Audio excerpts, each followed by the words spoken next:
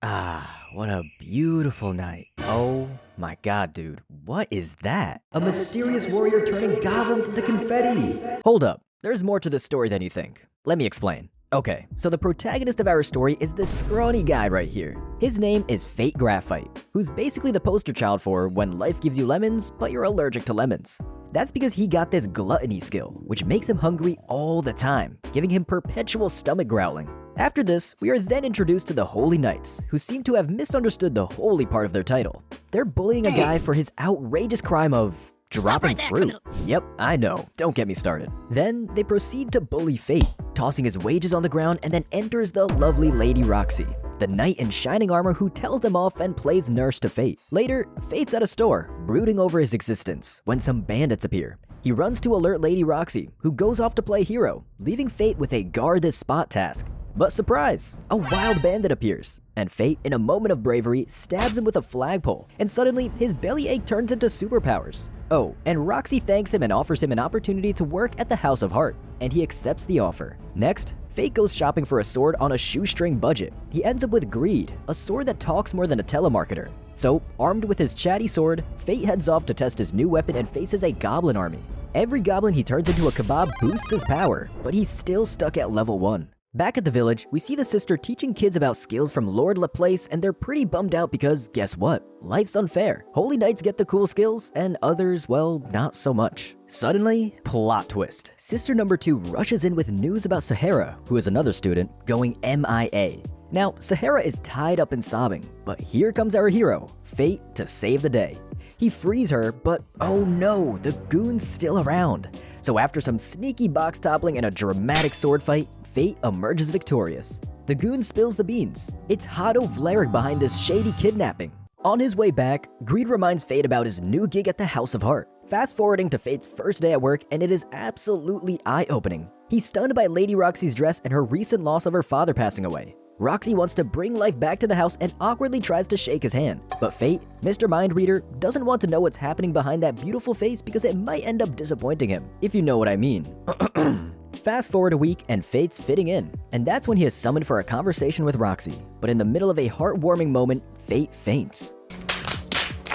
Waking up with a note from Roxy, Fate is confused about his body changes. Greed then explains that with this skill, it's either kill or starve. So what's a guy to do? Well, time for a goblin hunting spree. After a thrilling goblin massacre, Fate takes down a mega goblin and nabs a self-healing skill. Greed suggests using all their stats to level up, so they upgrade the sword to a magical bow that shoots arrows out of thin air. A few days go by and Fate is doing his chores when he accidentally bumps into Roxy disguised as Lexi at the city gates. She's on a secret inspection and, not recognizing her, Fate almost ruins her cover. She invites him to tag along, probably because she's actually got a thing for Fate. Now, as they stroll into the city, Roxy, or should I say Lexi, requests Fate to call her by her undercover name. She then requests to see Fate's sword, but Fate's sweating bullets because what if she finds out his secret identity? Well, she doesn't. And that's when another Holy Knight enters with an impeccable sense of timing, hearing Fate's stomach growl. He starts intimidating Fate, but Roxy jumps in, pretending they're a couple. She even scolds Fate for skipping the breakfast she never made, and they move away with both of them locking arms. Next, they check out some lucky stones, with Fate using his identity skill to spot a dud. Roxy, the honest citizen, returns the stone, and they move on, all the while hinting that she really wants that blue stone.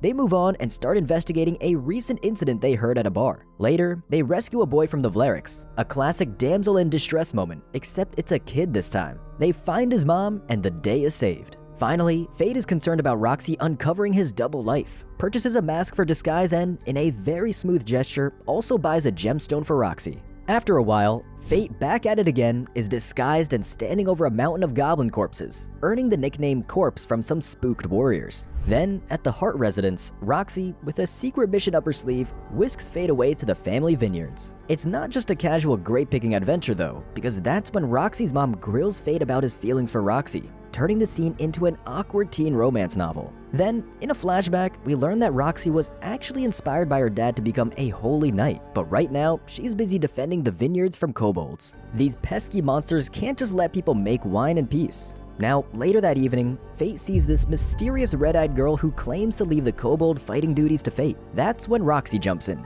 introducing her as a Galian. and reassures Fate she's got this kobold situation under control. Next day, plot twist. The vineyards are trashed. Roxy, Fate, and some warriors turn into sneaky bush spies, spotting a beefy level 50 kobold, and that's when Fate, feeling a bit peckish for monster slaying, decides it's hero time. Under the moonlight, Fate, armed with his weapon greed, now a bow, starts his kobold extermination spree. But oops, the big bad kobold starts catching his arrows. After a heavy punch from the beast, Fate plays dead, then sneak attacks another kobold. Greed then ups the ante, morphing into a super weapon, allowing Fate to obliterate the beast, creating a crater-sized trophy of his victory. But hey, slaying a high-level monster is no joke, so our Fate, all exhausted, has a stroke. Back at her place, we see Roxy's mom in a touching mom moment, asking Fate to stick with Roxy and protect her. Very well played, my guy. But the thing is, now that he killed a stronger monster, Fate's hunger for battle grows. But those goblins just don't cut it anymore, so he goes hunting again. Meanwhile, Roxy is sent to the Galian expedition despite Fate's protests, and the Vlariks are plotting against the Hearts. That's when Fate faces Hado and the warriors, who were still hunting for the mysterious corpse. And this is where we get a showdown. First, Hado's minions swarm Fate, but he quickly gets rid of them. Then, it's a mano a mano. Hado whips out his holy sword and swings at Fate, who dodges it like he's in the Matrix. Fate, after a quick pep talk with his sword Greed, cuts down Hado's sword like it's butter. Here's the juicy part. Fate unmasks, and Hado's jaw drops. But before Hado can recover, Fate's all WWE, slamming Hado's face into trees. Then Fate uses his killer move, literally blowing Hado to bits, leaving just a torso. I mean, that's pretty dark for a hero, and Hado, desperate, promises to cancel the mission if spared. But Fate, cold as ice, straight up stabs him. Meanwhile, Roxy's off to Galia, giving out Braveheart speeches, promising to return in 3 years. That's when Fate decides he is not going to let Roxy go on alone, so he quits his day job to become a full-time warrior and eventually follows her. Fast forward to Fate's journey, and he is now in Tetra City, looking for a ride to Galia. He steps into a restaurant and finds warriors bullying a guy named Set. Fate, being the hero, teaches them manners, and it turns out Set's an old bully from Fate's past. How the turntables. But despite the bad blood, Fate agrees to help Set with his monster problem. Back in Set's village, Set's dad, who actually kicked Fate out of his own village after his dad died, tells everyone to sacrifice Fate to the monsters. But Set sticks his neck out for Fate and invites him over. Playing nice, Fate accepts a piece of candy from Set's daughter, but hey, the candy's drugged. As Fate collapses at dinner, Set realizes his dad wasn't kidding about the whole sacrifice thing. While Fate was out cold, chaos reigned over as monsters decided it was party time in the village. Set then gives Fate an antidote, and once back on his feet, Fate turns into a scythe-wielding lawnmower, mowing down monsters and snagging himself a neat fireball skill. After all this, a cart driver naively hires Fate as a bodyguard for 3 gold coins and promises to take him to Galia, leading to a chaotic encounter with goons. But worry not, because the Galia we saw previously, who's called Mine, swings in with her axe and saves the day. Fast forward, all 3 arrive in Lancaster, and it turns out this gal is Mine of Wrath, and also has a skill of deadly sin. In the city, they find a place to stay, but Greed tells Fate to hit the gym and fight monsters to get stronger. Fate, taking this advice seriously, goes out, throws fireballs at sand golems, and meets more golems than he bargained for. Mine, meanwhile, discovers a bounty on sand golems and wakes up to find Fate playing hero. They defeat the big bad golem, and Fate decides Corpse is his new nickname. Alright, Fate and Mine resume their journey, and Fate accidentally ticks off Mine, who goes full Hulk mode, making Sloth super heavy, and oops, there goes the cart's wheel. While the driver's playing handyman, Mine wanders off and bumps into the village chief, who's also a holy knight. This guy's got a thing for sword fights and challenges Fate because, well, why not? Fate, being Fate, loses but gets a sweet deal, a room in exchange for sword lessons from Mr. Holy Knight, aka Aaron. I'll make that deal. How about you bitch, you make that deal? I make that deal. I don't blame you. Damn good deal. Back at Aaron's house, Fate stumbles upon a family portrait, and that's when he sees Aaron being all moody, staring at a castle. The next day, after some hardcore training montages, Aaron spills the beans. The only thing he wants is to avenge his family, who fell victim to the crowned beast in that same castle, and their souls are now held captive there. So, Fate, being the good guy, volunteers to join his vengeance quest, while Mine babysits the village. Now, after they arrive at the castle, they face a skeleton army, and then Aaron's family appears. But surprise, it's an illusion. Aaron's not fooled though. Meanwhile, Fate learns that souls eaten by gluttony never leave, so he can't just go all out on Aaron's family. So, after a bit of hide and seek, they confront the Lich Lord in an epic fight scene with a grand finale, a joint grand cross attack. In the aftermath, Aaron gets a tearful, ghostly family reunion, and just when you think it's over, the Lich Lord tries a sneak attack. But Fate's on point with his archery skills. The next day, Fate and Mine resume their journey and head towards Galia. Meanwhile, Lady Roxy and her warrior squad hit up Hausenland, getting the lowdown on Aaron Barbados and the Lich Lord. Surprise, surprise, Aaron pops up and recognizes Roxy, but plays coy about the guy who helped them defeat the Lich Lord. He's all hush-hush, not naming names. That's when Fate and Mine stumble upon Mine's birthplace, arriving at the city of Babylon. Mine then shows Fate this massive cocoon, and it turns out this was actually a biological weapon that Galia's military tested out in the old days. So what they did was take a vessel and essentially sew monsters into it. Hence, to get rid of it, they decide to pick a fight with the chimera. Mine goes all ninja on its head, and out pops this massive monster with a very, very nice looking lady chilling in its chest. Like, literally, just look at her. Okay, so things heat up with lava waves and Mine playing it cool with her sloth power. She's chopping arms off left and right, but this chimera is like a lizard, growing them back and sprouting wings. Then comes Fate, starving himself into starvation mode, so they pull off a tag team move and smack the chimera hard, but it puts up a barrier. Fate, being Mr. Smarty Pants, finds the weak spot and obliterates the barrier.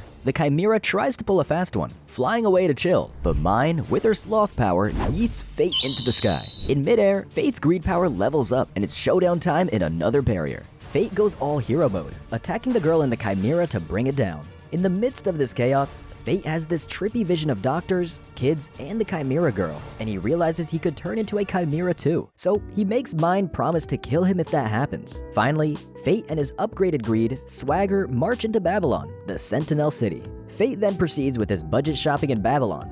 Meanwhile, Lady Roxy and some guy named Northern are getting chummy and forming an alliance. Now, Fate goes out hunting and strolls into a place where breathing is basically a health hazard because of toxic moss. Then, out of nowhere, an orc army ambushes them, and that means it's showtime. Fate goes full superhero, using his new massive shield, and like a one-man army, wipes out the goblins. After the battle, it's ear collecting time, but then these wannabe tough guys try to steal Fate's hard-earned ears. Fate teaches them a lesson, and Roxy, who just happens to be there, gives him a slap on the wrist for being too rough but lets it slide. Oh, and if you haven't noticed, the mask kept Fate's identity hidden. Next up, Fate goes to the weapons crafter who sees Fate's newfound fame as a marketing gold mine. He offers Fate a killer deal on gear, playing the old "I'll make you a star" card. Fate, smelling a bargain, jumps on it, and boy oh boy does this new armor make him look good. Fate, with his new gear, then goes out wandering around until he stumbles upon a crowd going wild outside a restaurant. Eris, this bombshell, walks out, and our guy Fate can't look away.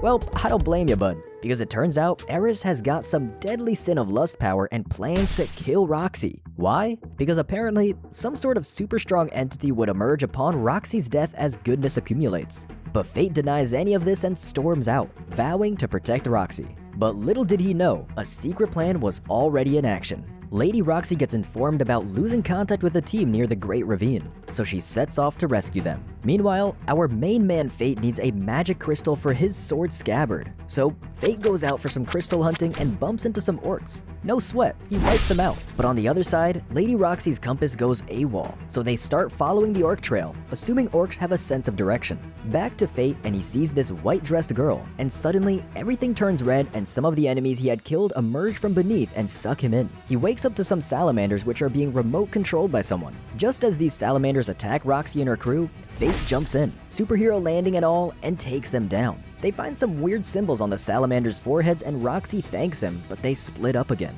Fate stumbles upon a green spot with monster statues and a coreless chimera. That's when he sees Eris and realizes something is wrong. And then suddenly, he sees a huge explosion near Roxy's location. Fate rushes to the rescue again and advises Roxy to aim for the chimera's core, which they do. But oh wait, it's pitfall time. As they fall, Fate's mask slips off, but he quickly hides his identity again before Roxy wakes up. They chat, and she's like, "You remind me of someone." Then Fate's gluttony power turns his eyes red, and he bolts. He faces the chimera again, spots the same symbol, and thinks of Eris. And then, as if on cue, the crystal structure he needs conveniently crashes nearby. Now, after all this, we see Roxy challenging our main guy Fate to a sword fight because apparently, Fate has been stirring up some drama. She's all geared up for a showdown. But surprise, Fate's rocking some holy night power, which totally throws Roxy off her game. He's about to win, but then, plot twist. Roxy's pendant, the same gift from before, ends up distracting him and gives her a comeback chance.